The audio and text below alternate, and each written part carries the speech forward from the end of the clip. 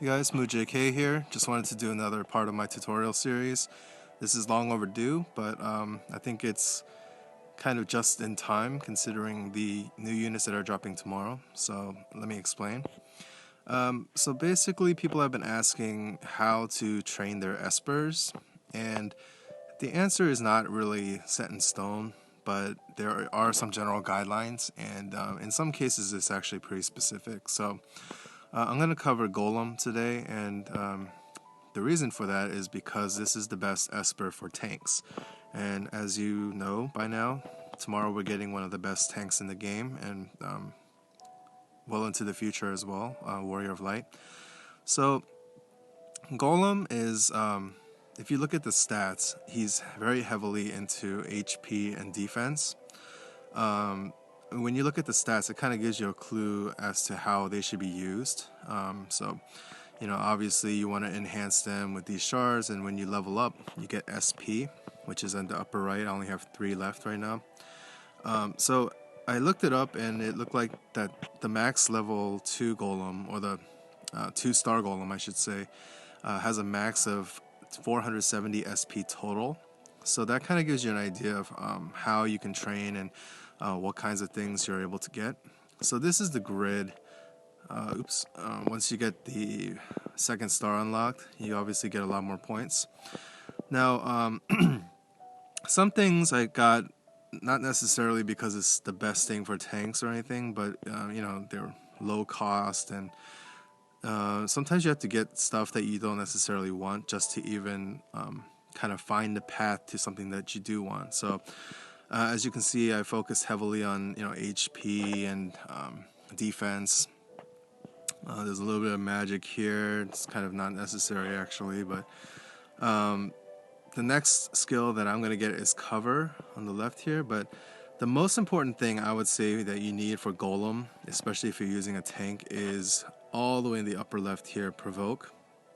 And as you can see, to get to Provoke, I had to get through the HP plus 350, HP plus 300, Brace, which I probably never would have gotten otherwise, and kind of this windy road all the way back to the middle.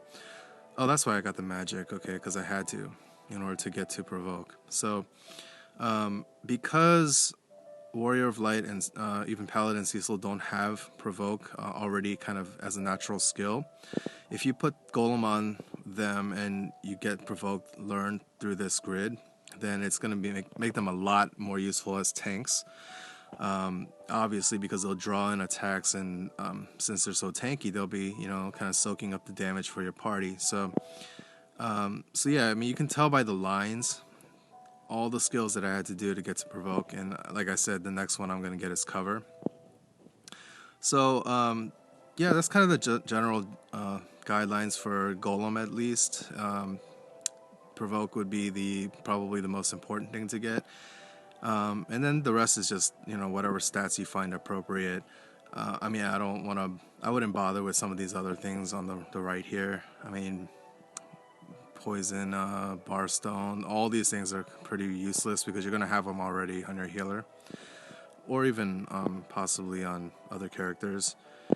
So yeah, and I have Stone Killer on the way bottom left here. That's just a nice way to get some extra damage off your tank. Last Stand, make them a little harder to kill. So that's how I did it. I'm gonna get cover and Bug Killer next. If I can, I'll get the attack plus 35. I'm not sure. I haven't counted up the points, but yeah, that's how you do it. And it's not a completely exact science, but it's also not necessarily freestyle. So this is just kind of roughly how to do this particular Esper. So yeah, there you have it, and I'm really excited for tomorrow's banner. Hopefully I'll get Warrior of Light so I can put Golem to full use. I don't have any other tanks, but if you do have a tank, you definitely want to train up this Esper the right way. It makes it so much more effective. Hope this was helpful, and I'll see you guys tomorrow.